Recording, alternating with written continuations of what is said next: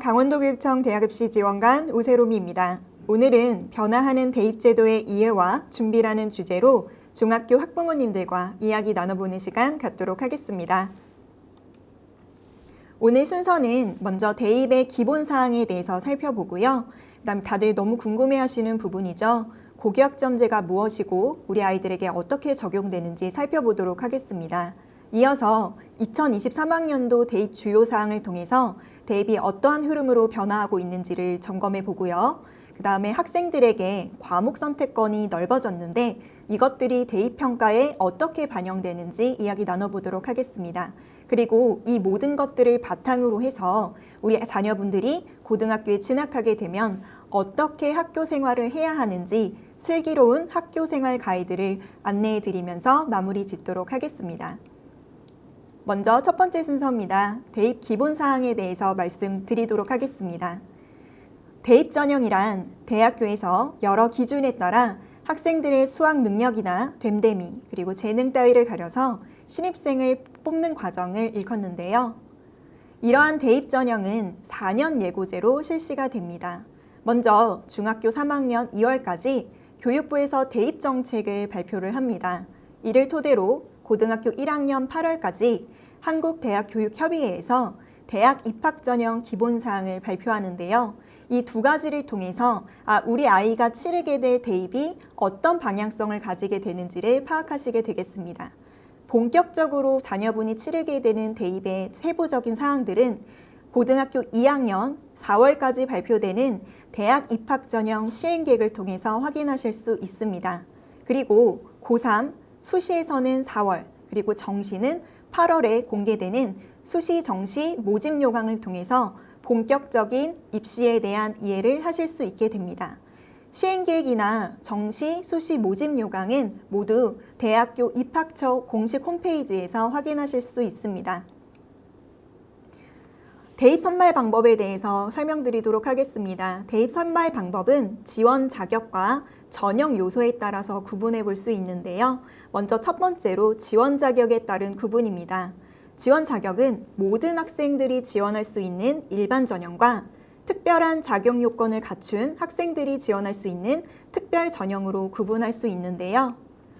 특별 전형의 예시를 보시면 다음과 같습니다.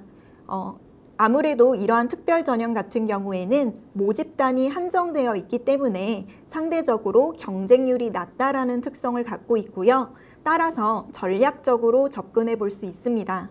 단, 모집 인원 자체가 적게끔 설정해 놓은 학교들도 있기 때문에 지원 자격이나 그 다음에 본인의 상황에 맞춰서 전략적으로 고려하실 필요가 있겠습니다.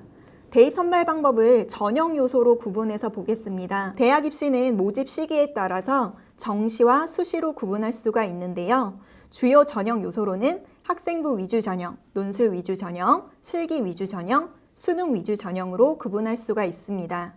학생부 위주 전형 중에 학생부 교과 전형과 학생부 종합 전형 설명드리도록 하겠습니다. 학생부 교과 전형은 우리 아이들의 내신 성적을 주로 평가하는 전형이라고 보시면 됩니다. 학생부 종합 전형은 고등학교 학교생활기록부를 주요 평가 서류로 활용하는 전형입니다. 여기서 중요한 것은 해당 전형들이 해당 전형 요소만 가지고 평가하는 것이 아니라 다른 전형 요소들을 함께 평가하는 경우들이 있는데요. 예를 들어서 학생부 교과 전형 같은 경우에는 내신 성적과 수능 최저를 걸고 있는 경우들이 많이 있습니다. 또한 학생부 종합 전형 안에서도 학교생활기록부 외에도 면접을 운영하거나 일부 대학은 수능 최저를 설정하는 학교들도 많이 있기 때문에 큰 틀에서의 전형 방법만이 아니라 전형 요소가 어떤 것들을 갖추고 있는지를 살펴보는 것이 중요하겠습니다. 이러한 지금까지 설명드린 지원 자격과 전형 요소에 따른 전형 구분들을 우리 부모님들께서는 학교에서 공개하고 있는 시행계획이나 모집 요강을 통해서 확인하실 수가 있는데요. 보시면 큰 틀에서 어떠한 방법으로 선발을 하는지 전형 요소에 따른 전형 유형을 확인하실 수가 있고요. 그 다음에 지원 자격에 따라서 어떤 학생들이 지원할 수 있는지를 확인하셔야 됩니다. 여기서 중요한 것은 지원 자격에 따른 구분은 어디까지나 지원 자격에 따른 것이기 때문에 대학에 따라서 해당 지원 자격을 교과 전형으로 운영할 수도 있고 종합 전형으로 운영할 수도 있다. 대학마다 전형 방식이 상이할 수도 있다는 점을 확인하실 필요가 있습니다. 지금부터 본격적으로 대입에 대해서 이야기를 하려고 하는데요. 우리 아이가 고등학교를 진학하게 되면 가장 신경 써야 하는 대입의 3요소를 한번 추려봤습니다. 첫 번째로는 우리 아이들 내신 성적이고요. 그리고 학교에 있는 교내 활동입니다. 그리고 수능 모의고사 성적, 이 세 가지가 대입을 준비하는 데 있어서 가장 중요한 3요소라고 할 수 있겠습니다. 내신 성적은 주로 학생부 교과 전형에서 활용이 되는데요. 이 해당 내신 성적은 아이들의 학기별 중간고사, 기말고사, 수행평가를 합산한 성적표를 가지고 평가를 하게 됩니다. 수시에서는 1학년 1학기부터 3학년 1학기까지 총 5개의 학기의 내신 성적을 반영하게 됩니다. 그리고 교내 활동은 바로 학생부 종합전형 때문에 신경을 써야 하는 부분인데요. 아이들이 3년간 참여하는 교내 활동들이 모두 고등학교 생활기록부에 담기게 됩니다. 이 내용들을 기반으로 평가하는 것이 학생부 종합전형입니다. 그래서 성적뿐만 아니라 학교에서 진로와 관련해서 도전하고 탐색하고 학습하는 일련의 활동들이 학교 생활기록부에 드러날 수 있도록 학교 생활기록부를 채워나가는 노력들이 필요합니다. 수능은 고등학교 3학년 11월에 치르게 되죠. 하지만 그때까지 학교를 다니는 동안 수능을 연습하게 됩니다. 그것을 수능 모의고사라고 하는데요. 이 모의고사에서는 크게 3가지 성적 지표가 나옵니다. 바로 등급과 백분위, 표준 점수가 나오는데요. 등급은 수능 최저 학력 기준을 충족할 수 있느냐를 판단하기 위해서 활용하는 척도입니다. 수능 최저 학력 기준이 낯서신 부모님들도 계실 거라고 생각이 돼요. 수능 최저 학력은 말 그대로 수능에서 맞춰야 하는 점수의 하한선을 대학에서 책정한 것입니다. 그래서 수시에서 예를 들어 교과 전형에서 아무리 최고 점수를 받았더라도 수능 최저 학력 기준을 걸어놓은 경우 이를 충족하지 않았다면 불합격이 되는 구조입니다. 그래서 수능 최저를 검토하는 것이 필요하고요. 그 다음에 정시로 지원하게 될 경우에는 등급이 아니라 백분이나 표준 점수를 가지고 아이들을 선발하기 때문에 이 점수를 주로 보고 지원 전략을 짜실 필요가 있습니다. 이렇게 크게 내신, 모의고사, 그리고 교내 활동을 가지고 아이들은 3년간 대입에 대한 준비들을 하게 되는데요. 이번에 고등학교를 진학하게 되는 아이가 첫째 아이인 경우에는 고등학교 성적표가 어떻게 생겼는지, 학교 생활 기록부는 어떻게 생겼는지, 수능 성적표는 어떻게 생겼는지 이해하시기 어려우실 거라 생각이 됩니다. 그래서 이번 시간에는 각각의 내신, 그리고 교내 활동, 그 다음 수능 성적이 어떻게 표기되는지 확인해 보려고 하는데요. 첫 번째로 고등학교 내신 성적을 살펴보도록 하겠습니다. 학교 생활기록부에도 성적표가 표기되어 있는데요. 학교 생활기록부 안에서 일단 공통 과목과 일반 선택 과목은 다음과 같이 단위수, 그리고 원점수, 과목 평균, 그리고 표준 편차, 그리고 성취도와 수강자 수, 석차 등급까지 표기가 됩니다. 이 중에서 대입에서 중요하게 반영이 되는 것은 아무래도 석차 등급일 수밖에 없는데요. 등급과 상대적인 등수가 중요하게 작용이 되게 됩니다. 그리고 진로 선택 과목이라는 것이 존재하는데요. 해당 진로 선택 과목은 석차 등급이 표기되지 않고 알파벳으로 성취도가 표기된다는 점 확인하실 수가 있습니다. 그러다 보니 절대평가로 진행되기 때문에 등수보다는 점수가 더 중요한 구조를 갖추고 있습니다. 두 번째로 학교생활기록부인데요. 고등학교 학교생활기록부를 어디서 확인하실 수 있는지 먼저 안내해 드릴게요. 인터넷 포털에서 나이스 학부모 서비스를 검색하시면 해당 페이지를 확인하실 수가 있는데요. 여기서 인증서를 발급받으셔서 인증서로 로그인을 하시면 자녀분들의 학교생활기록부를 확인하실 수 있습니다. 중요한 것은 이 학교생활기록부는 한 학년이 끝나고 다음 학년이 시작될 때 확인하실 수 있습니다. 그래서 이 부분을 참고하셔서 학교생활기록부를 열람하시기를 바랍니다. 그러면 학교생활기록부 안에서 어떤 내용들이 담겨지는지 간단하게 짚어보고 넘어가도록 하겠습니다. 첫 번째 항목에서는 아이의 인적사항과 학적사항이 표기가 됩니다. 네, 그리고 전입이나 전출 이력이 있는 경우에는 그 내용도 특기사항에 기록이 되고 있습니다. 두 번째로 출결사항인데요. 결석, 지각, 조퇴, 결과로 구분이 되고요. 그 각각도 질병과 미인정, 기타로 구분이 됩니다. 중요한 것은 미인정과 관련된 출결을 관리하는 것인데요. 미인정은 말 그대로 무단입니다. 허락받지 않고 학교를 나오지 않거나 1년의 사전 안내 없이 학교를 무단으로 이탈하는 경우에 이런 기록들이 생기죠. 더군다나 코로나 이후 원격 수업이 진행이 되면서 아이들이 늦잠을 자느라 수업 시간에 참여하는 시간, 접속하는 시간을 잘 지키지 못해서 미인정, 결석이나 지각들이 많이 발생하는 모습들을 발견할 수가 있습니다. 그래서 이런 부분들을 부모님들께서 꼼꼼하게 챙겨주시는 것 중요하겠습니다.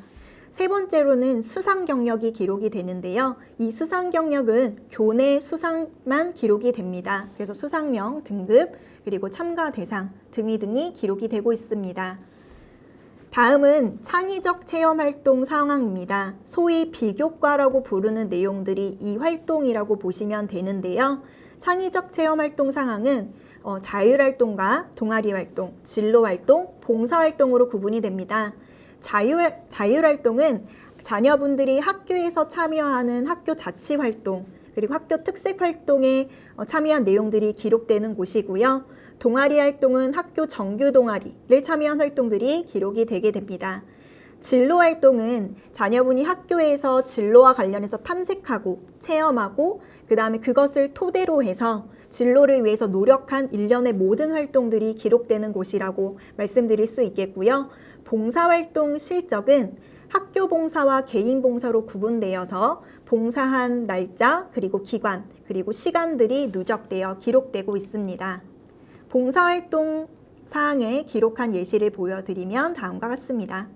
네, 이렇게 누적돼서 기록이 되고 있고요. 그 다음에는 교과학습 발달 사항입니다. 학교생활기록부 안에서도 가장 중요한 영역이라고 볼 수 있는데요. 쉽게 말씀드리면 말 그대로 성적표입니다. 네, 아이들이 학교에서 가장 많은 시간을 보내는 게 수업이죠. 그러다 보니 학교생활기록부 안에서도 수업에 참여한 내용들이 가장 중요하게 다뤄질 수밖에 없습니다. 그래서 어떤 과목들을 들었고 어떤 성적을 냈는지도 중요하고요. 그 다음에 너무너무 중요한 부분인데요. 바로 교과 세부 능력 및 특기 사항입니다. 교과 세부 능력 및 특기 사항은요, 이 학생이 해당 교과 수업에 참여했을 때 어떤 행동 특성을 보였는지를 교과 선생님이 관찰해서 기록해 주시는 내용이에요. 이런 내용들이 왜 중요하냐면요. 예를 들어 볼게요. 어떤 학생이 국어 시간에 내신 성적을 100점을 맞았습니다. 하지만 이 친구가 100점을 맞았다고 해서 시를 잘 쓰거나 단편 소설을 잘 쓴다라는 것을 증명할 수 있나요? 내신 1등급을 통해서요? 그렇지 않죠.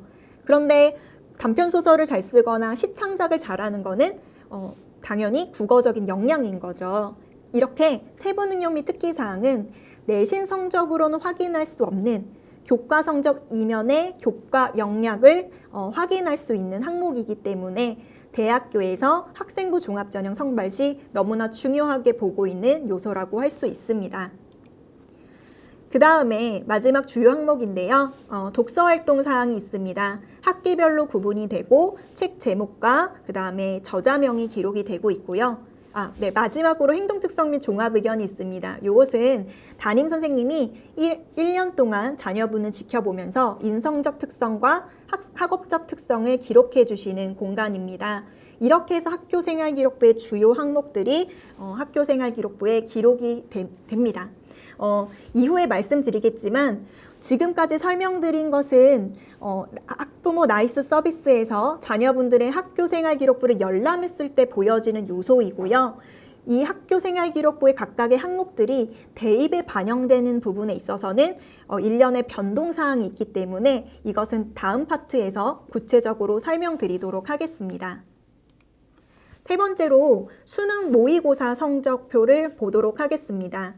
수능 성적표가 이런 식으로 표기가 됩니다. 보시면 선택 과목이라고 해서 국어 과목, 그 다음에 수학 영역, 그 다음에 탐구 영역이 각각 자녀분들이 선택한 선택 과목들이 표기가 되고요. 그리고 표준 점수 100분위 등급으로 성적이 보여집니다. 참고로 이 성적들은 국어, 수학 같은 경우에 선택 과목이 명시되어 있긴 하지만 이 선택 과목의 성적만 표기되는 게 아니라 선택 과목과 공통 과목을 합산한 성적이 표기되는 점 확인하시고요. 아까 말씀드린 대로 등급은 수능 최저를 맞추는 데 활용을 하는 것이고 정시로 대학을 갈 때는 100분 이하 표준 점수를 가지고 간다고 확인하실 수 있습니다.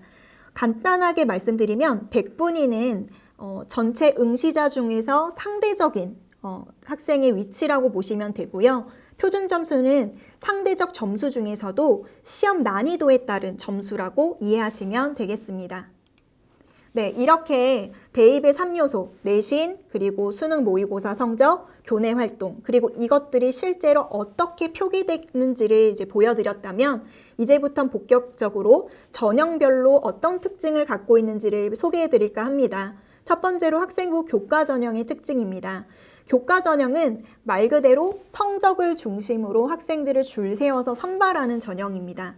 그러다 보니까 간편하죠. 그래서 상대적으로 모집 인원이 많은 편이고요. 그 다음에 성적만 가지고 뽑기 때문에 예측 가능성이 높습니다. 그러다 보니 합격할 수 있는 가능성이 있는 아이들만 지원하는 경향이 있어요. 그러다 보니 경쟁률은 다른 전형에 비해서 낮게 형성되는 편입니다. 아무래도 성적을 가지고 평가하기 때문에 특목고 자사고 친구들보다는 일반고 학생들에게 유리한 전형이라고 할 수 있겠고요. 수능 최저 학력 기준을 걸고 있는 경우에는 이 수능 최저 학력 기준을 맞추지 못하면 내신 성적이 의미가 없어지기 때문에 수능 최저 학력 기준이 굉장히 큰 영향력을 끼칩니다. 그 다음에 우리가 수시를 원서를 쓸 때 여러 학교들을 이제 쓰게 돼요. 그러다 보니까 중복 합격자가 많고 빠져나가는 인원들이 또 많다 보니까 추가 합격자도 많이 발생이 됩니다. 또 수능 최저를 충족하지 못한 경우에는 그 인원들이 정시로 이월되는 부분들도 많이 있다는 점 확인할 수 있습니다. 앞서서 설명드린 대로 전형 방법이 교과만 100% 이러면 참 좋겠지만 수능 최저가 걸고 있는 경우도 있고 그 수능 최저가 대학별로 상이하기도 하고 때에 따라서는 면접이나 학생부 종합전형이 아닌데도 학교생활기록부를 반영하는 경우들도 있어요. 그래서 우리 아이는 다른 것들을 다 하기에는 좀 어렵고 공부만 열심히 하려고 합니다 라고 할지라도 혹시 목표 대학이 어떤 전형 요소를 가지고 있는지를 꼭 검토하실 필요가 있다라는 거죠. 그래서 보통 내향적인 친구들이 교과 전형을 좀 많이 선호하는 경향들이 있는데 3학년 때 와서 본인 성적으로 지원할 수 있는 대학이 면접을 운영해서 당황해하는 친구들이 종종 있습니다. 그래서 이런 것들을 미리 파악하실 필요가 있고요. 학생부 반영 방법 역시도 확인하실 필요가 있는데요. 이유가 대학마다 심지어는 학과마다 반영 교과나 학년별 반영 비율, 그리고 교과별 가중치, 그리고 이수 단위를 반영하는지 안 하는지, 그리고 앞서 말씀드린 ABCD 알파벳으로 나오는 진로 선택 과목을 이 교과 전형에서 반영하는지 안 하는지도 대학마다 제각각 다 다릅니다. 그래서 이런 것들을 확인하실 필요가 있는 거죠. 대학이 너무 많고 아직 우리 아이는 구체적인 목표 대학을 다 설정하지 못했습니다 하는 친구들이 많이 있을 거라고 생각이 됩니다. 추천드리는 바는요. 아이가 꼭 가고 싶어하는 목표 대학 하나, 그 다음에 마지노선 목표 대학 하나를 정하셨으면 좋겠어요. 여기서 마지노선 목표 대학이라는 것은 뭐냐면 반드시 붙었으면 좋겠는 그 마지노선의 개념을 갖고 있는 대학입니다.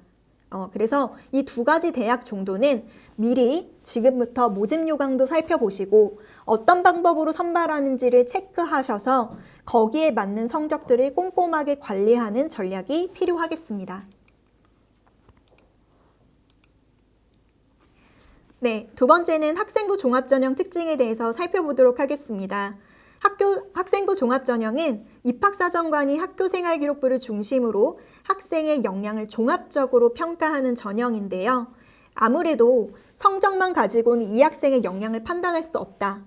이 아이의 관심 분야가 무엇이고 어떤 것들에 도전했고 어떤 것들을 잘하고 못하는지를 종합적으로 보겠다라는 측면이 강한 전형이다 보니까 적극적이고 주도적이고 성실한 친구들이 학교 교육에 적극적으로 참여하는 친구들에게 유리한 전형이라고 할 수가 있습니다.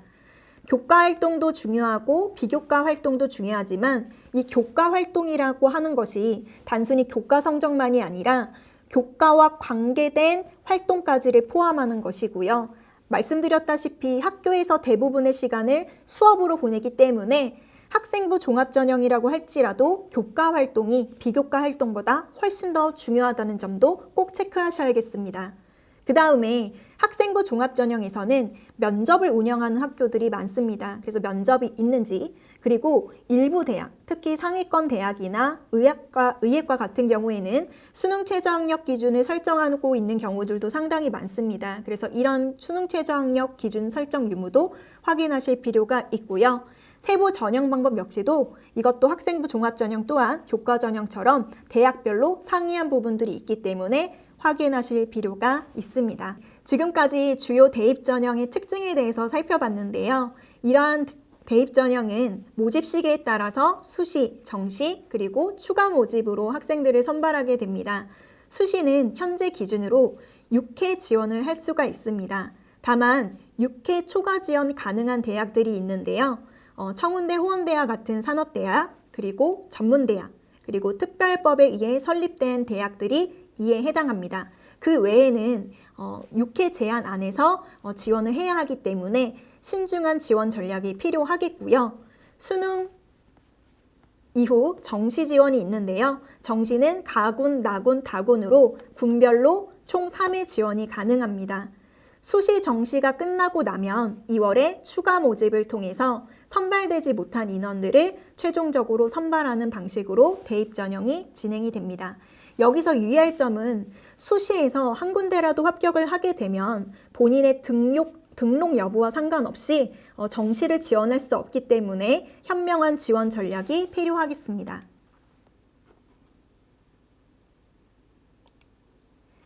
네, 추가 합격과 이중 등록 금지에 대해서 조금 더 자세하게 설명을 드리도록 할게요.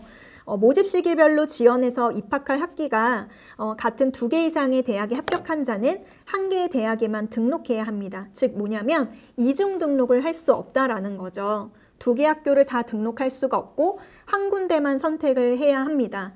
따라서 한 곳을 합격자 발표가 나서 등록 의사를 밝힌 다음에 추가 모집 기간에 추가 발표가 났을 경우에는 미리 등록한 학교를 반드시 등록 포기 의사를 밝힌 다음에 그 다음에 다른 대학의 충원 합격에 대해서 의사를 밝히는 것이 순서입니다. 이런 것들을 꼭 숙지를 하실 필요가 있습니다. 자, 수시 원서 접수에 대해서 좀 더 자세하게 말씀드리려고 해요. 수시 원서는 총 6장을 쓰게 된다고 말씀을 드렸는데요. 이 수시 원서를 어떤 방식으로 안배를 해서 지원 전략을 짜야 되는지가 일단 중요한데요. 보통 기본적으로 안정, 적정, 상향 이렇게 두 개씩으로 지원 전략을 짜는 경우가 많습니다.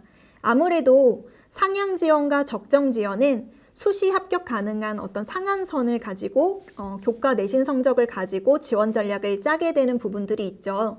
예를 들어서 상향 지원은 교과 내신 성적과 그 다음에 높은 수능 최저를 걸고 있는 학교들을 지원해 보거나 아니면 학생부 종합 전형으로 지원하는 경우가 많습니다.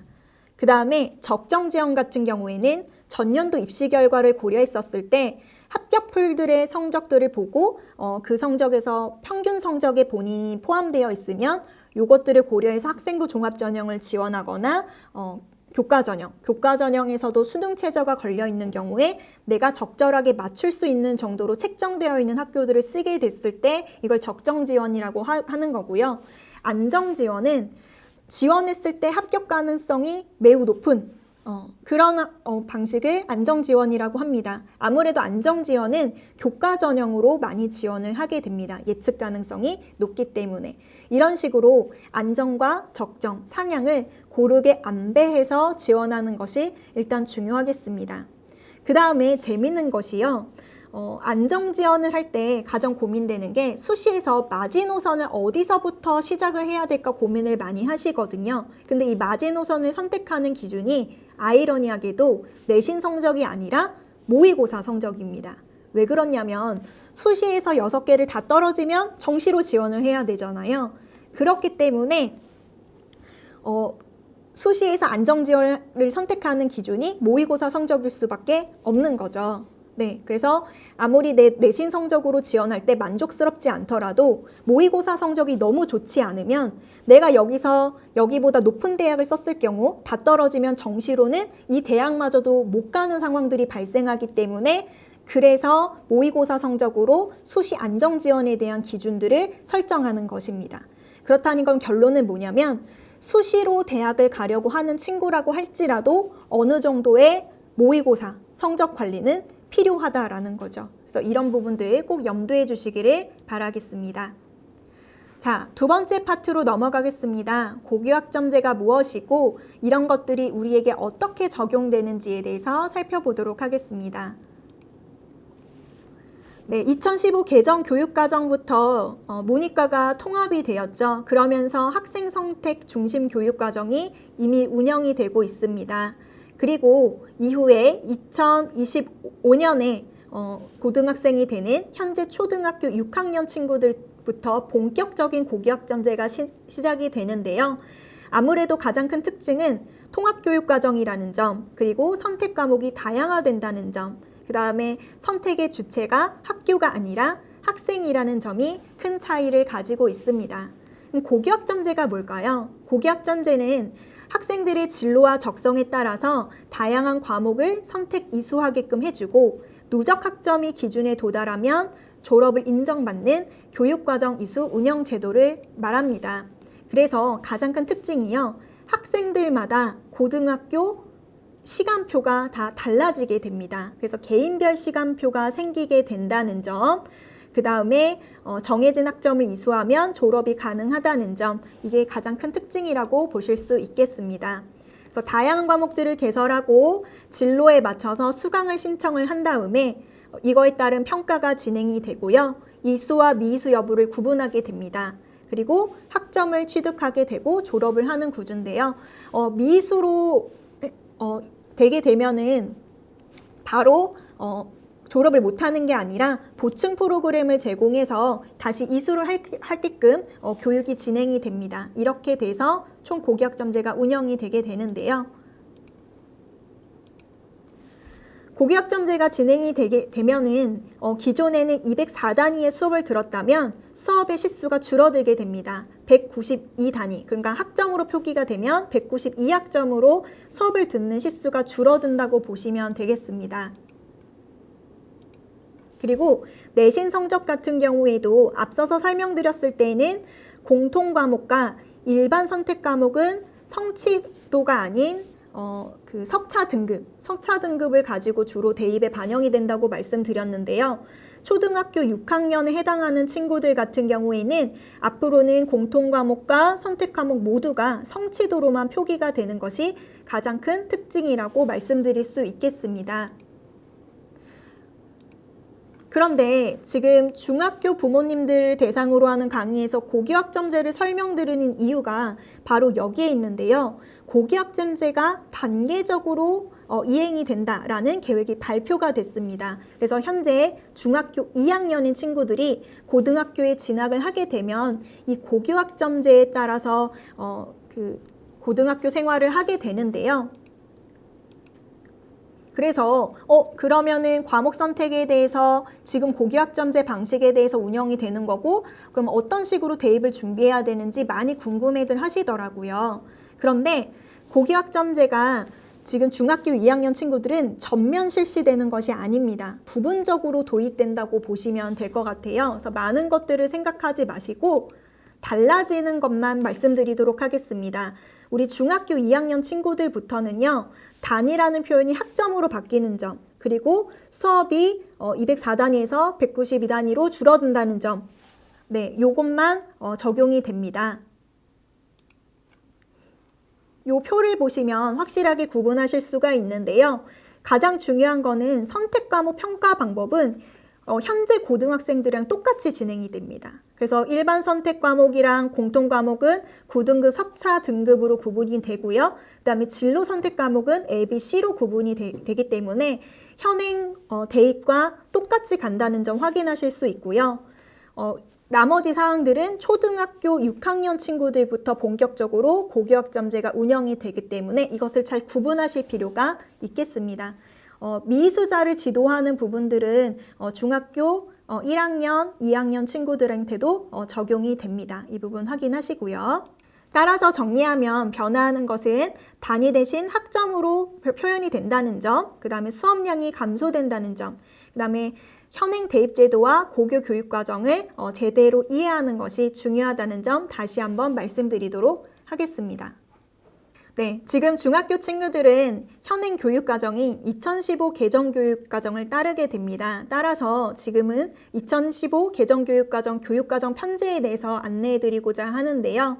우선 아이들은 1학년 때 공통적으로 공통과목을 이수하게 됩니다. 이후에는 2학년, 3학년으로 가면서 선택 과목을 선택해서 이수를 하게 되는데요. 이 선택 과목은 일반 선택과 진로 선택 과목으로 구분이 되게 됩니다. 다시 한번 말씀드리지만 공통 과목과 일반 선택은 우리 중학교 친구들은 석차 등급으로 표기가 되고요. 진로 선택 과목은 A, B, C 알파벳으로 표기가 된다는 점 다시 한번 말씀드리도록 하겠습니다.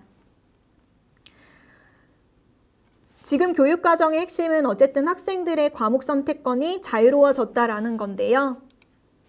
그렇기 때문에 과목을 선택할 때 가장 중요한 것은 진로 기반으로 과목을 선택하는 것이 핵심이라고 할 수 있겠습니다.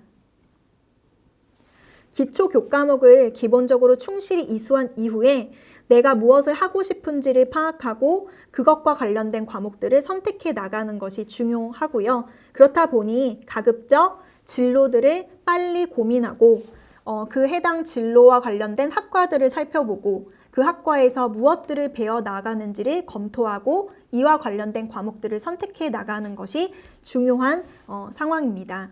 그래서 진로 결정이 좀 조기화되고 있는 부분들이 있는데요.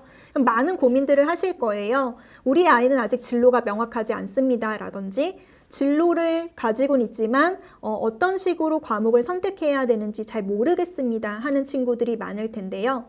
여기서 진로라고 하는 것은 꼭 직업으로만 포커스를 맞추실 필요가 없습니다. 왜냐하면 대학은 공부하는 곳이기 때문이고요.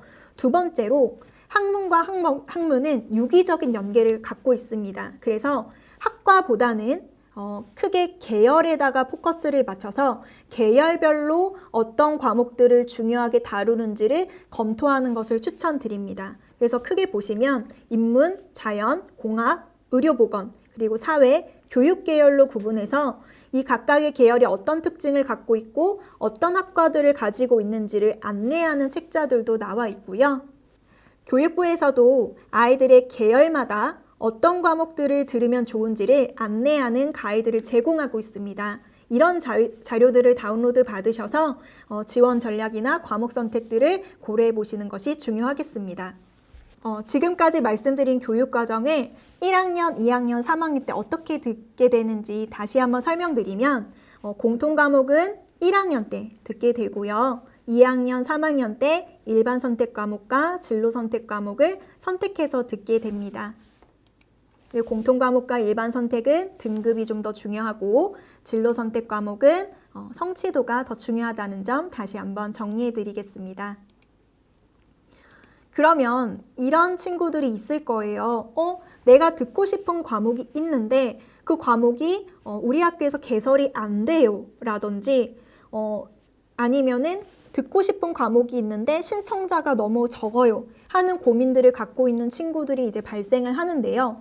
예전 같은 경우에는 신청하는 인원이 너무 적으면 폐강이 되거나 과목이 개설되지 않으면 못 듣는 경우들이 생겼습니다. 하지만 지금의 교육과정은 아이들의 과목 선택의 자유도를 높이는 것이 목적이기 때문에 최대한 그 과목들을 다 들을 수 있게끔 방법들을 마련해 놓고 있어요. 그런 방법들을 안내해 드리고자 합니다. 먼저 학교에서 그 과목을 선택한 인원이 소수라고 할지라도 소인수 교육과정을 운영을 해서 들을 수 있도록 진행을 하고 있습니다.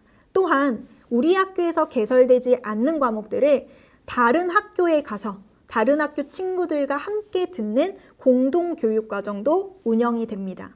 또한 농어촌 지역 친구들 같은 경우에는 다른 학교까지 이동하는 게 어려움이 있을 수 있잖아요. 또 이런 친구들을 위해서 온라인 공동교육과정을 운영하는 사례들도 있습니다. 그리고 대학과 연계해서 공동교육과정을 운영하는 경우도 있고요. 따라서 우리 아이들이 의지만 있으면 원하는 과목들을 최대한 들을 수 있는 방법들이 다 마련되어 있다는 점 확인하실 수 있겠습니다.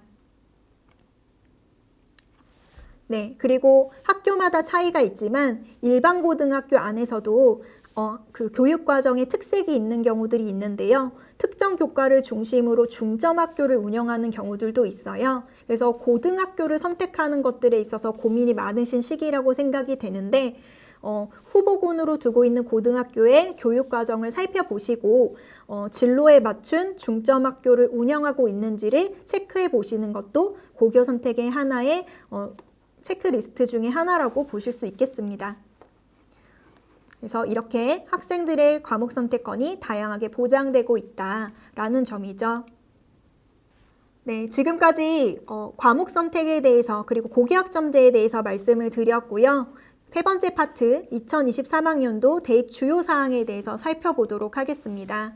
대입제도 개편에 따라서 대입이 어떠한 흐름으로 변화됐고 어떻게 적용되고 있는지를 살펴보도록 하겠습니다. 2022학년도 현재 고3인 친구들은 수능체제가 개편이 됐고요. 그 다음에 진로 선택 과목이 대입에 반영이 되기 시작을 했습니다. 그리고 자기소개서의 양식이 변했고 교사 추천서가 폐지가 됐고요. 이러한 주요 변경 사항들이 현재 고등학교 2학년 학생들에게도 그대로 적용이 됩니다. 그리고 현재 고등학교 1학년들이 치르게 되는 2024학년도 대입에서는 자기소개서가 아예 폐지가 되고요. 학교생활기록부에 있는 내용들이 축소가 되는 영역들이 발생을 합니다. 이런 흐름으로 가고 있다는 점 파악을 하시면 되겠고요. 2025학년도 대입은 아직 구체적으로 결정된 것이 없습니다.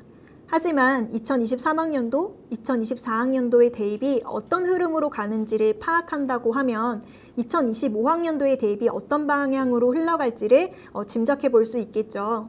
이번 시간에는 2023학년도에서 2024학년도까지 적용되는 대입 포인트를 구체적으로 짚어보도록 하겠습니다.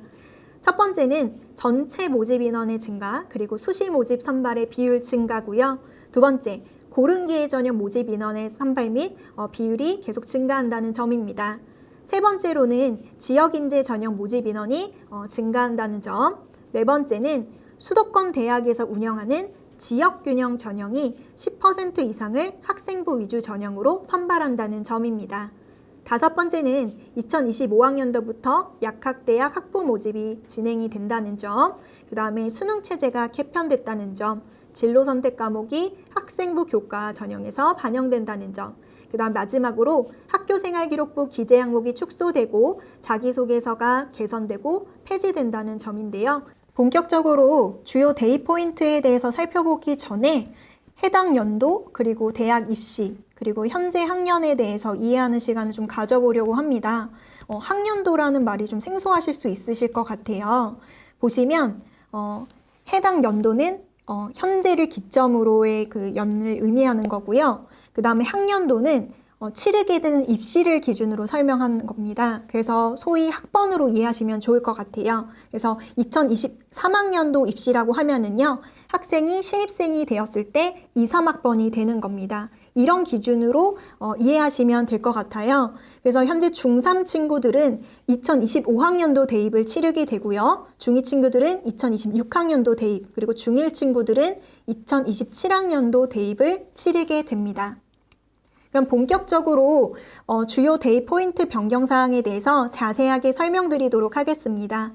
전체 모집 인원이 증가하고 수시 모집 선발 비율이 증가하는 모습을 보이고 있습니다. 수시 모집과 정시 모집 비율이 2022학년도 대비 2023학년도에서 수시 모집은 증가하고 정시 모집 비율은 줄어드는 모습을 확인하실 수 있는데요. 하지만 선발 인원 자체는 소폭 늘어나는 모습을 확인하실 수 있습니다. 다만 학령 인구 감소에 따라서 앞으로는 대학에서 선발하는 학생들의 인원이 점차 줄어들 수 있다는 점은 확인하시길 바랍니다. 올해 진행된 입시죠. 2022학년도의 지역별 모집 인원을 한번 살펴보도록 하겠습니다. 보시면 전국 대학의 전형별 모집 인원과 수도권 대학의 모집 인원, 그리고 16개 대학의 모집 인원이 변화가 전형별로 좀 차이가 있죠.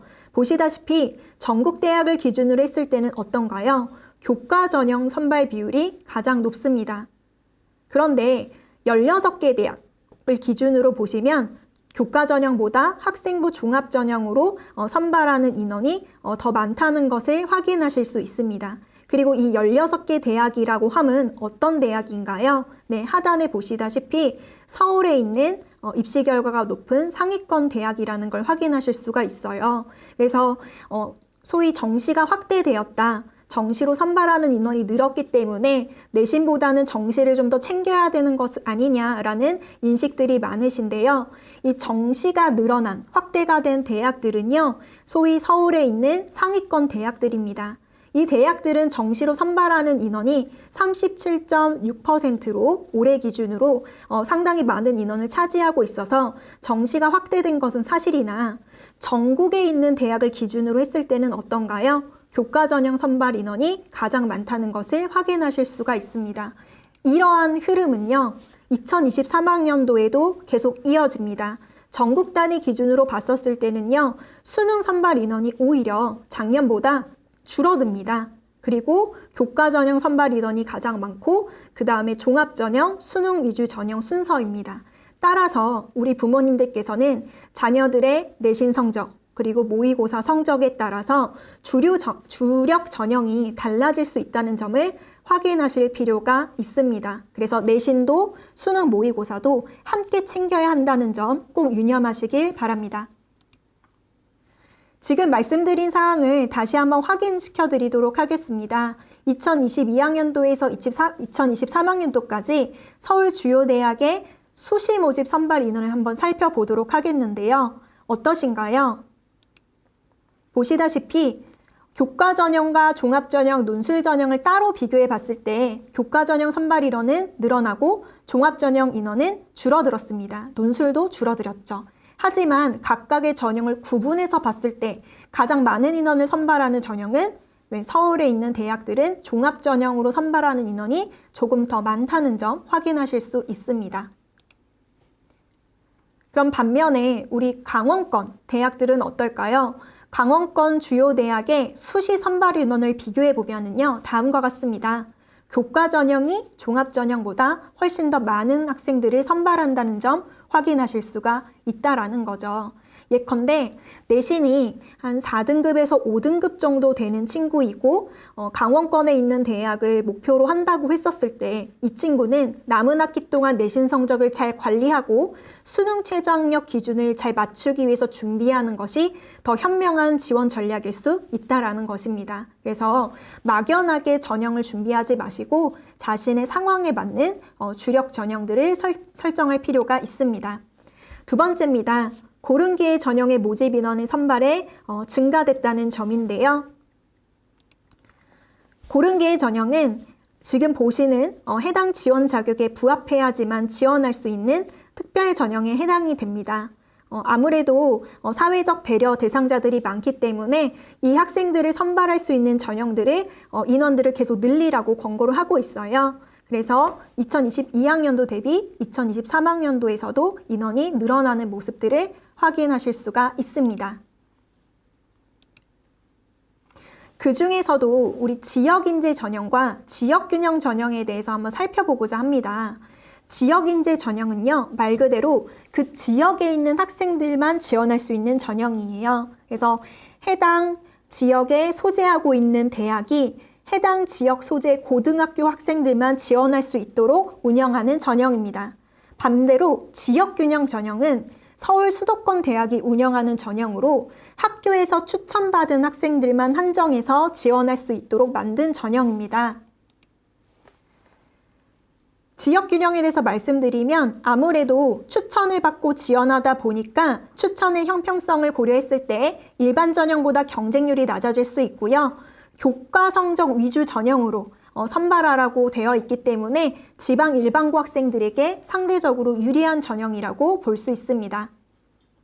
더군다나 앞으로 지방대학 의대, 그 다음 약대, 간호 계열에서 지역인재 선발 비율을 기존보다 늘리라고 안내가 되었어요. 특히나 강원도는 15%에서 의무 비율이 20%로 향상이 됩니다. 네, 이런 부분들을 고려했었을 때 전략적으로 지역인재 전형들을 활용해 보실 필요가 있고요. 우리 강원도에서도 많은 대학이 의대, 치대, 한의예를 갖고 있기 때문에 고려하셨으면 좋겠습니다. 지역인재 모집 인원 및 선발 비율에 대해서 확인해 보겠습니다. 우리 강원권 대학들을 중심으로 보도록 하겠습니다. 보시면 조금 아이러니하게도 2022학년도보다 2023학년도에서 강원도 대학의 지역인재 전형은 소폭 감소한 것을 볼 수 있는데요. 이것은 우리 강원도 학생들 자체가 학령 인구가 다른 시도에 비해서 좀 적다 보니까 생기는 이제 문제고요. 조정된 문제고요. 일단은 교육부에서 권고한 사항 안에서 학생들을 선발하고 있는 모습들을 확인하실 수가 있습니다. 다음은 2023학년도 서울 주요 대학의 지역균형 전형 선발 계획을 살펴보도록 하겠습니다. 보시다시피 학교장 추천 전형으로 주로 운영이 되고요. 전형 방식을 봤을 때 교과 전형으로 운영되는 것을 확인하실 수가 있습니다. 중요한 것은 똑같은 교과 전형이라고 할지라도 앞에서 설명드렸던 것처럼 전형 요소가 상이하다는 점, 그리고 진로 선택 과목을 반영하기도 안 하기도 한다는 점, 대학마다 차이가 있다는 점, 그 다음에 성적을 반영하는 교과 역시도 상이하다는 점 확인하실 수 있고요.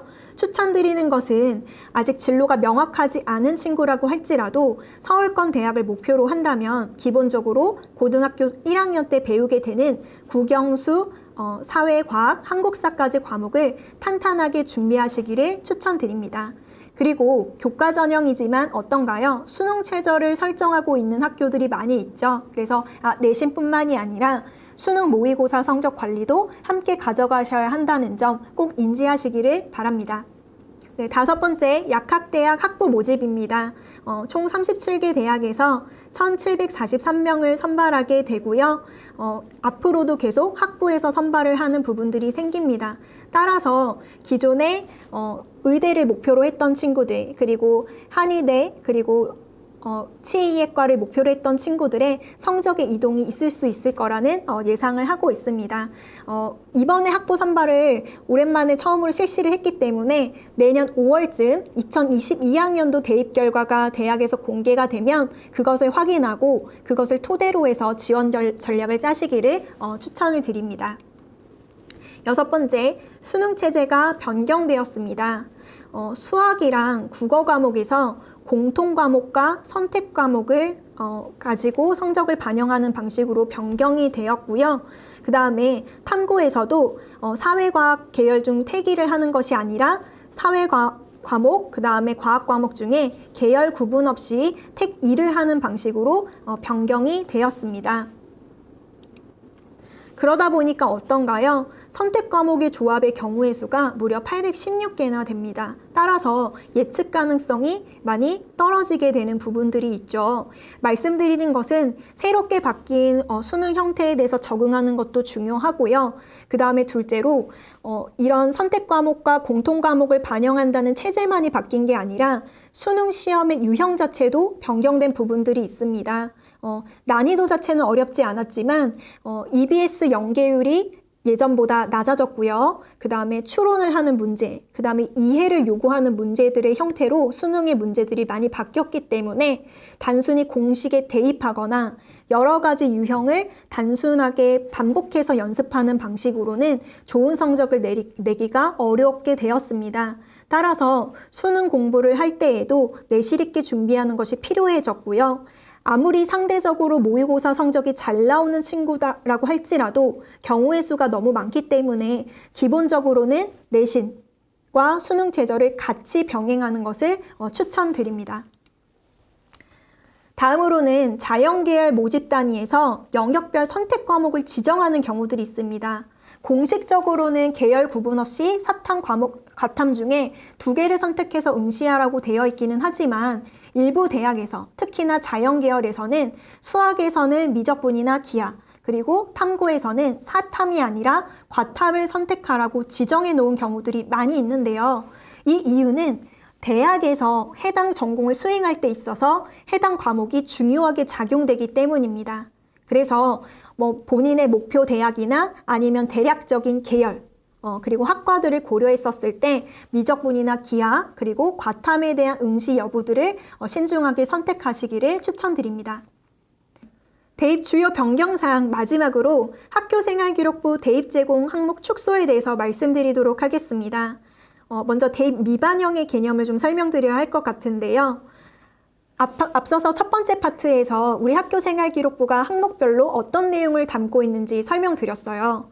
근데 각각의 항목들이 우리한테는 보여지는데 3학년 때 대입 전형 자료로서 대학에게 넘겼을 때 대학의 평가자는 확인할 수 없는, 보여지지 않는 내용들을 대입 미반영 항목이라고 합니다. 그런 것들이요. 수상 경력, 그리고 동아리 활동 중에서도 자율 동아리, 봉사활동 중에 학교 봉사가 아닌 개인 봉사활동, 그 다음에 독서 활동 상황이 대입에 미반영되게 됩니다. 그러면 우리가 이러한 변경사항에서 어떻게 대비를 하는 것이 현명할까요? 첫 번째로 반영되는 항목들이 어떨까요? 기존보다 훨씬 더 중요해지겠죠. 그 다음에 두 번째로 미반영되는 항목에서 원래 어떤 것들을 평가해 왔는지를 점검할 필요가 있습니다. 먼저 수상 경력에서는요, 기존의 대입에서 교과 역량을 보고자 했습니다. 그리고 동아리 활동에서는 진로와 관련된 아니면은 어떤 주제에 대해서 관심을 갖고 주도적으로 활동하는 모습들, 이런 것들을 보고자 했고요.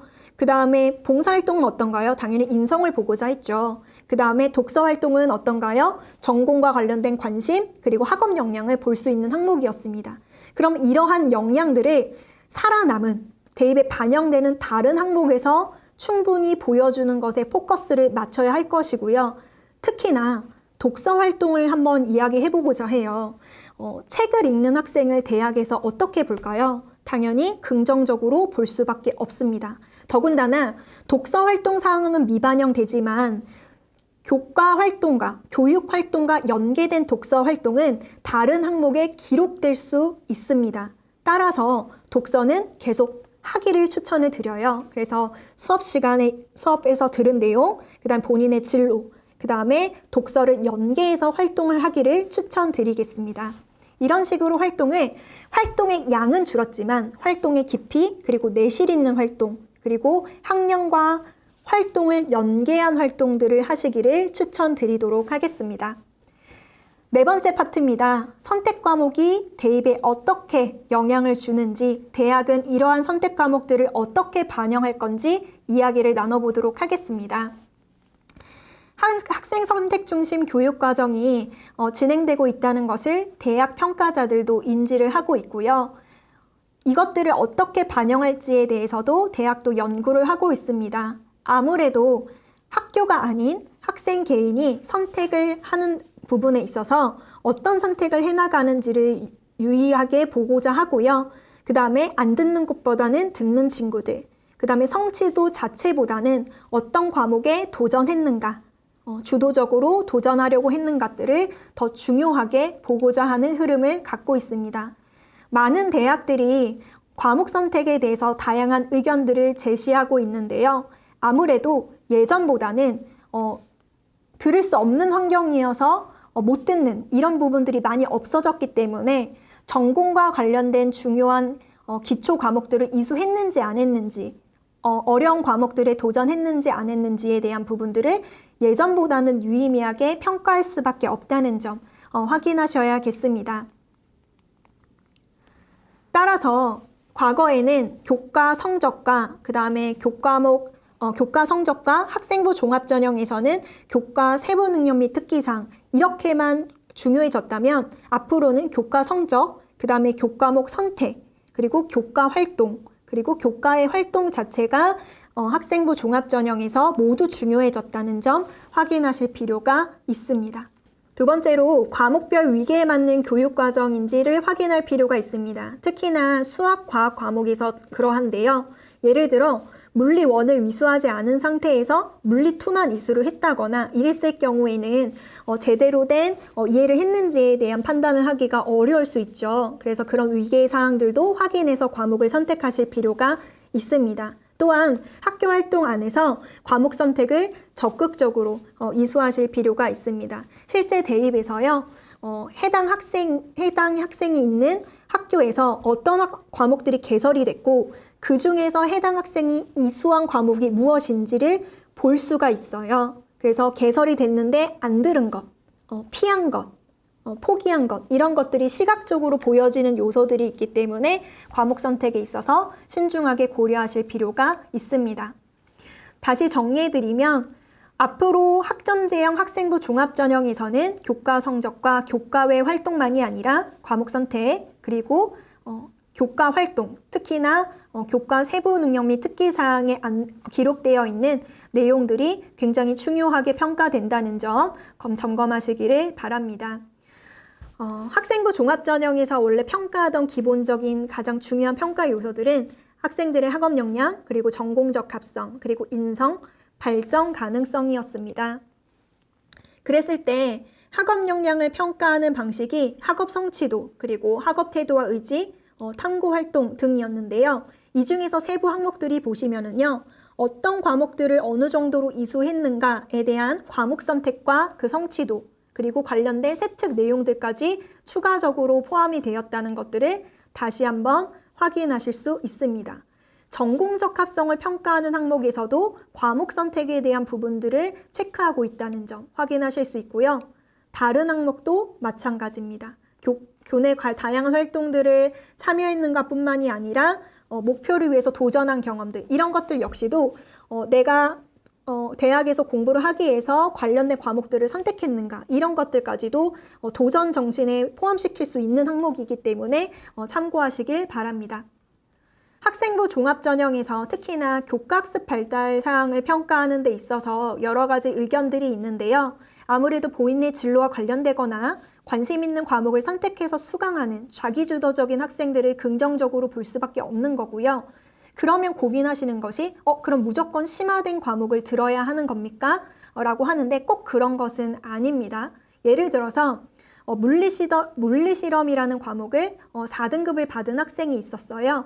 그럼 이 친구 같은 경우에는 어려운 과목이라고 할지라도 주도적인 학습 태도로 다수의 학생이 듣지 않는 소수 학생들이 응시해서 성취도에 좀 부담을 느낄 수 있는 과목들을 도전했다는 것 자체에선 좀 긍정적으로 평가를 받을 수 있는 거죠. 물론 솔직히 말씀드리면 여전히 성적으로 줄 세워서 선발하는 교과 전형이 여전히 존재하는 부분들이 있습니다. 그렇기 때문에 성취도가 전혀 중요하지 않다라고 말씀드릴 수는 없어요. 그래서 정리해서 말씀드리면 어떤 전형이냐에 따라서 얘기가 달라질 것 같습니다. 교과 전형은 진로 선택 과목을 반영한다고 할지라도 아무래도 A 자체를 받는 것들이 중요해질 거고요. 점수가 중요할 거고요. 학생부 종합전형에 있어서는 성적만이 아니라 어떤 과목들을 선택하고 도전했는지에 대한 부분까지 반영이 된다는 점을 전형에 따라서 달리 해석될 수 있다는 점 말씀드리도록 하겠습니다. 그래서 학생부 종합전형에 있어서는 무엇을 어떻게 이수했는지가 중요하다 말씀을 드리고요. 이 진로 선택 과목에 대해서 좀 말씀을 드리려고 해요. 진로 선택 과목을 학생부 종합전형은 뭘 이수했고 어떤 정도의 성취도를 가지고 갔는지 그리고 교과 세부 능력 및 특기 상학까지 종합적으로 보는데요. 교과 전형에서는 이 ABC라는 성취도만 가지고 선발을 해야 되잖아요. 그랬을 때 이 진로 선택 과목을 반영하는 여부가 대학마다 상이합니다. 일단은 지금 보시는 표는 진로 선택 과목을 교과 전형에서 아예 반영하지 않는 대학들입니다. 상당히 많죠. 그리고 반대로 이 ABC라고 할지라도 이 진로 선택 과목 성취도를 교과 전형에서 환산해서 반영하겠다라고 발표한 대학들이 있습니다. 지금 보시는 표에 나와 있는 대학들인데요. 대체로 A를 받으면 좋은 점수를 받는다, 좋은 점수로 환산이 된다는 것을 확인하실 수 있습니다. 자, 지금까지 설명드린 진로 선택 과목을 대입해서 특히나 학생부 교과 전형에서 어떻게 반영하는지 이 부분에 대해서 서울 주요 대학 지역균형 전형 선발 계획을 가지고 다시 자세하게 풀어보도록 하겠습니다. 지금 보시면 주로 교과 성적을 반영을 하고 있고요. 진로 선택 과목은 어떤가요? 서울시립대랑 한국외대를 제외하고는 대부분 대학들이 반영을 하고 있다는 모습 확인하실 수가 있고요. 재밌는 것은 반영 비율을 보셨을 때 교과 정량평가 외에도 서류를 일부 반영하는 학교들이 있다는 것을 확인할 수가 있습니다. 이 서류가 무엇인가요에 대한 궁금증이 있으실 텐데요. 이거는 학교생활기록부를 지칭합니다. 네, 학생부 종합전형이 아니어도 교과 전형에서 학교생활기록부를 일부 반영하는 모습들을 확인하실 수가 있습니다. 학교생활기록부를 반영하는데 왜 학생부 종합전형이 아니라 학생부 교과 전형으로 구분되나요? 라고 하신다면 반영 비율을 보셨을 때 어떤가요? 교과 전형을 훨씬 더 많이 반영하죠. 이래서 학생부 교과 위주 전형이라고 보시면 되겠습니다. 그래서 교과 전형인지 종합 전형인지를 구분하는 것은 해당 전형만 있는 게 아니라 반영 비율을 보고 가장 많은 비율을 가지고 있는 전형을 가지고 구분을 한다라는 점 확인하실 수가 있고요. 재미있는 것은 바로 이 대학들이에요. 경희대랑 성균관대 2023학년도 학교장 추천 전형, 지역균형 전형의 반영 비율을 보시면 서류 30 이렇게 되어 있는 게 아니라 교과 종합평가 30, 교과 정성평가 20 이렇게 표기가 되어 있습니다. 이건 무슨 뜻일까요? 설명을 드리면 학생부 종합전형처럼 학교생활기록부에 있는 모든 항목을 평가하는 게 아니라요. 교과와 관련된 학교생활기록부의 내용을 반영하겠다는 겁니다. 교과 전형에서 내신 성적만이 아니라 학교생활기록부에 있는 어떤 과목들을 선택했는지 그리고 교과 세부 능력 및 특기사항 이런 것들을 평가하겠다라고 발표를 한 것이죠. 그래서 이러한 흐름들이 나타나고 있다라는 것들을 꼭 주지하실 필요가 있겠습니다. 자, 정시 전형의 변화에 대해서도 좀 말씀을 드리려고 해요. 과목 선택을 하는 부분들은 내신과 관계되어 있는 것이니까 수시로 대학을 간다고 했을 때는 당연히 고려해야 되지만 정시로 간다고 하면은 신경 쓰지 않아도 되는 것 아닙니까? 라고 생각하실 수가 있는데요. 최근에 서울대학교에서 발표한 내용입니다. 2023학년도부터 적용되는 내용인데요. 정시 모집에서도 지역균형을 운영을 하고요. 일반 전형과 지역균형 전형 둘 다 해서 교과평가를 하기 시작합니다. 그런데 이 교과평가가 학생부 내신 성적만을 반영한다는 의미가 아니라요. 어떤가요? 어떤 과목을 이수했는지 그리고 교과 세부 능력 및 특기사항까지도 반영하겠다고 이야기를 했습니다. 네, 보시면 모집 단위 학문 분야 관련된 교과를 적극적으로 선택해서 이수하고 교과 성취도가 우수하며 교과별 수업에서 주도적인 학업 태도가 나타나는 학생을 뽑겠다라고 발표를 했어요. 그래서 정리하면 앞으로는 정시로 서울대를 가고자 하는 학생들도 어떤가요? 네, 학교에서 기본적인 교과 활동과 그 다음에 학교 생활을 충실히 해야만 하는 그런 부분들이 앞으로 이루어지게 된다는 점 확인하실 필요가 있고요. 홍익대학교는 과목 선택에 대한 부분들을 지원 자격으로 조건을 걸고 있는 경우도 있습니다. 그래서 2022학년도에서는 미술과 관련된 교과를 선택하셔야 된다. 2023학년도에서는 한 과목이었던 거를 2과목 이상 이수해야 된다. 이렇게 미대에서 지원 자격으로 측정하는 경우도 있습니다. 따라서 진로 선택 과목을 반영하는 방식이 대학마다 또 상이하다는 점 다시 한번 확인시켜 드리고요. 마지막으로 정리하겠습니다. 그래서 지금까지 설명드린 내용들을 기반으로 어떻게 고등학교 생활들을 해나가야 좋은 대입 준비들을 할 수 있는지 슬기로운 학교 생활 가이드에 대해서 말씀드리고 마무리 짓도록 하겠습니다. 네, 진로 선택이 점점 앞당겨지고 있죠. 이런 흐름에서 직업이 아니라 크게는 계열, 그 다음에 분야, 그리고 전공, 직업으로 구체화하는 과정으로 진로들을 설계해 나가야 할 것이고요. 그리고 그것을 기반으로 선택 과목을 탐색하고 과목을 선택하고 그 다음에 그걸 토대로 해서 나만의 교육 과정을 기반으로 해서 대입에 활용해야겠습니다. 고등학교 들어오면 과목 선택을 어떤 기준으로 해야 될지 고민하는 친구들과 부모님들이 많이 계세요. 이 부분에 대해서 이야기 나눠보도록 하겠습니다. 첫째, 어떤 과목이 진로에 부합하는지 고민하시는 경우가 많이 계시는데요. 해당 진로에서 필요로 하는 역량을 쌓을 수 있는 과목이 당연히 진로에 부합하는 과목이겠죠. 그러면 그런 과목인지 아닌지는 어떻게 판단할 수 있을까요? 가장 기본은 대학의 그 학과 교육과정을 살펴보는 것입니다. 교육과정은 그 대학에서 1학년 때부터 졸업할 때까지 배우게 되는 과목을 이야기하는 건데요. 대학의 교육과정을 펼쳐놓고 진학하게 될 고등학교의 교육과정을 펼쳐놓은 다음에 서로 대응해 보는 겁니다. 그렇게 하게 되면 반드시 필수로 이수해야 되는 과목과 들으면 좋은 과목, 이런 것들이 어느 정도 구분이 되시겠죠. 둘째로 진로와 성적을 두고 고민하시는 경우가 많이 있으세요. 진로를 고려했을 때 이수하면 좋은 과목이라는 건 알기는 알겠는데 우리 아이가 그 과목에 좀 자신이 없어 해요. 그래서 성적이 나오지 않을까 봐 좀 고민이 됩니다. 이런 질문들을 좀 많이 하시거든요. 솔직히 말씀드리면 진로와 관련된 과목인지 그리고 성적이 얼마나 잘 나오는지 사실 둘 다 중요합니다. 둘 다 중요하지만 일단 학생부 종합전형에서는 권장 과목 중심으로 선택을 하시라고 추천을 드리겠고요. 다만 권장 과목이 특별히 없는 경우에는 지원 전형이나 성취 결과도 고려하실 필요가 있겠죠. 예를 들어서 우리 아이는 교과 전형을 주력 전형으로 할 겁니다 라고 했을 때에는 과목의 난이도나 그 다음에 수강자 수를 고려할 필요가 있겠습니다. 참고로 말씀드리면 인문사회 계열은 특별히 어떤 과목을 필수로 이수하셔야 됩니다 라는 것들이 크게 정해져 있지 않는 대학들이 많이 있습니다.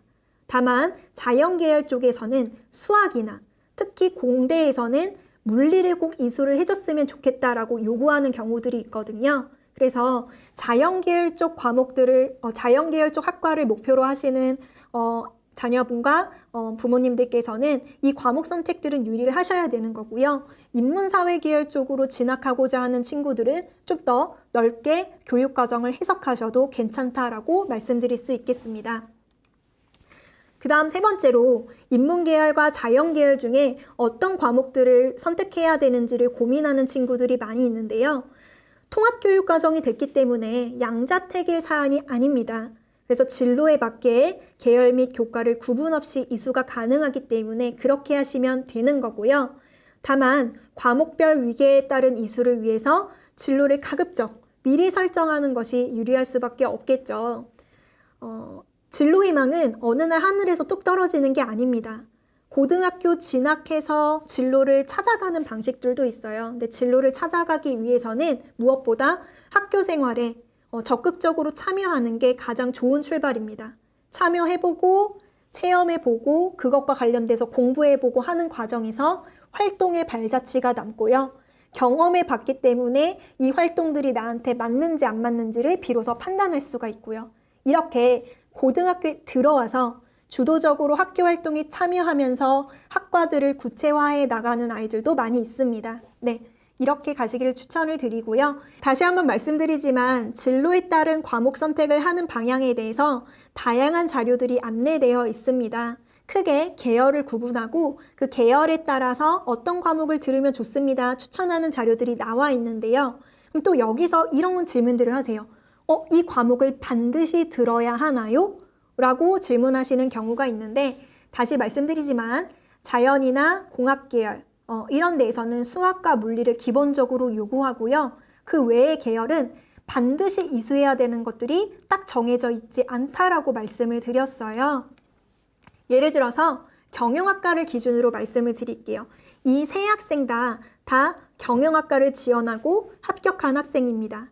하지만 진로 희망을 봤었을 때 첫 번째 친구는 무선 충전 기술 상용화를 꿈꾸는 스타트업 CEO가 되고자 하는 친구였고요. 그 다음에 두 번째 학생은 컨설팅 전문 회계사가 되고자 하는 친구. 세 번째 학생은 패션 브랜드 기업의 마케터가 되는 친구였습니다. 그러다 보니까 어떤가요? 기본적으로 사회 과목과 경제 과목 이런 것들은 공통적으로 이수했지만 그 외에 스타트업 CEO, 무선 충전 기술 상용화를 꿈꾸는 학생 같은 경우에는 공학 일반과 생활과 과학을 이수하는 모습들을 좀 보여준 부분들이 있고요. 회계사가 되겠다는 친구들은 아무래도 경제와 관련된 수학과 관련된 과목들을 집중적으로 이수하는 모습도 보여준 부분들이 있습니다.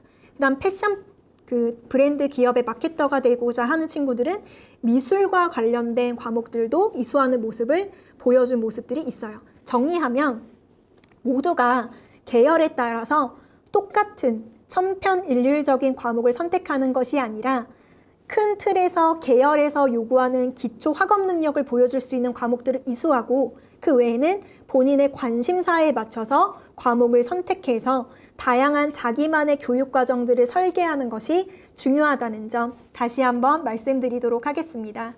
네, 과목 선택 참고 자료 안내해 드릴게요. 이렇게 과목 안내서가 여러 교육청에서도 안내가 되어 있고 교육부에서 소개하는 자료도 나와 있고요. 대학에서 직접 만들어서 안내하는 자료들도 있고 해당 자료들은 모두 인터넷에서 검색하셔서 다운로드 받으실 수 있습니다. 네, 검토 부탁드리고요. 2024학년도 대학 신입학생 입학전형 예고사항 서울대에서 발표를 했는데요. 이 서울대학교에서도 계열별로 어떤 과목들을 이수해서 오기를 바라는지를 안내한 자료가 있어요. 이 자료는 꼭 서울대를 목표로 하는 친구가 아니더라도 저는 한번 검토를 해보셨으면 좋겠습니다. 이유가요. 안내한 과목들이요. 모든 고등학교에서 개설되는 필수적인 기초 과목들입니다. 네, 심화 과목이 아니고요. 모든 일반 고등학교에서 마음만 먹으면 이수할 수 있는 과목들이라는 거죠. 그래서 심화 과목을 반드시 이수해야 하는가에 대한 압박감에서 벗어나셔서 학교에서 제공되는 교육과정 안에서 충실하게 기초학업 능력을 채워나가는 방식으로 과목 선택을 해나가는 것이 정석이고 대학에서 요구하는 방향이라는 점을 잊지 않으셨으면 좋겠습니다. 저희 강원진학지원센터에서는 지속적으로 학생들에게 대입 정보를 제공하고 있습니다. 강원진학지원센터를 포털에서 검색하시면 다양한 대입 자료들을 탑재하고 있고요. 대입 지원관과 상담을 신청해서 지속적인 상담도 받으실 수가 있습니다. 마지막으로 예비 고등학생들의 대입 준비의 핵심 사항 말씀드리고 마무리 짓도록 하겠습니다. 첫 번째, 수능 준비는 필수다. 수시 전형에서도 수능 최저를 걸고 있는 경우들이 많이 있었죠. 그리고 이 수시 전형에서 수능 최저 충족률이 40% 정도 됩니다. 그렇기 때문에 수시 전형 합격에서도 수능 공부는 굉장히 중요하게 작용된다는 점 확인할 수 있고요. 일부 대학에서 정시가 확대된 것도 사실이기 때문에 우리는 수능 준비를 반드시 해야 한다는 점 꼭 확인하실 필요가 있습니다. 두 번째, 선택적 학생부 종합전형 준비입니다. 목표하는 대학이 최상위권 대학이던가 아니면 의예과를 목표로 한다던가 학생부 종합전형으로 대부분의 학생들을 선발하는 교육대학교나 과학기술원 등을 목표로 하신다면 종합전형은 당연히 필수로 준비하셔야 될 겁니다. 또한 목표 대학 대비 내 성적이 조금 차이가 있다라고 한다면 마찬가지로 학생부 종합전형 준비가 필수가 되겠죠. 하지만 그 외의 친구들이라면 본인 자체가 종합전형 성향에 맞는 자기주도적이고 진로가 대체적으로 좀 명확하게 구체화되어 있고 내신 성적 외에 본인의 보여주고 싶은 강점들이 있는 친구들이 적극적으로 준비하셨으면 좋겠습니다. 세 번째로 전략적 교과 선택입니다. 앞으로의 내신 관리는 기존에는 성적만 관리하면 됐다면 앞으로는 성적과 교과 세트, 과목 선택까지도 내신 관리를 하는 것에 포함된다는 점 꼭꼭 유념하셨으면 좋겠고요. 정시에 올인하는 것은 정시에서 경우의 수가 너무 많기 때문에 불안하다. 그것은 추천하지 않는다. 오히려 정시를 주력 전형으로 한다고 할지라도 높은 수능 최저를 걸고 있는 것을 변수로 해서 수시에서 교과 전형으로 상향 지원을 노려보는 것도 하나의 방법이 되겠습니다. 서울 수도권 대학에서 지역균형 전형을 교과 전형으로 운영하고 대부분의 대학이 수능 최저를 걸고 있기 때문에 앞으로는 전략적인 교과 전형 지원이 가능하다는 점 마무리 짓고 말씀드리도록 하겠습니다. 네, 지금까지 모든 친구들에게 적용되는 가장 중요한 대입 정보에 대해서 안내해 드렸습니다. 하지만 우리 자녀분들 진로 희망도 다 다르고 목표 대학도 차이가 있죠. 무엇보다 중요한 것은 학교 선생님들과 또 지역별로 배치되어 있는 저희 강원도교육청 대학 입시 지원관들과 지속적인 상담을 통해서 맞춤형 대입 정보를 제공받고 지원 전략을 짜는 것이 가장 현명한 방식이겠습니다. 네, 긴 시간 집중해서 경청해 주셔서 감사합니다. 네, 수고하셨습니다.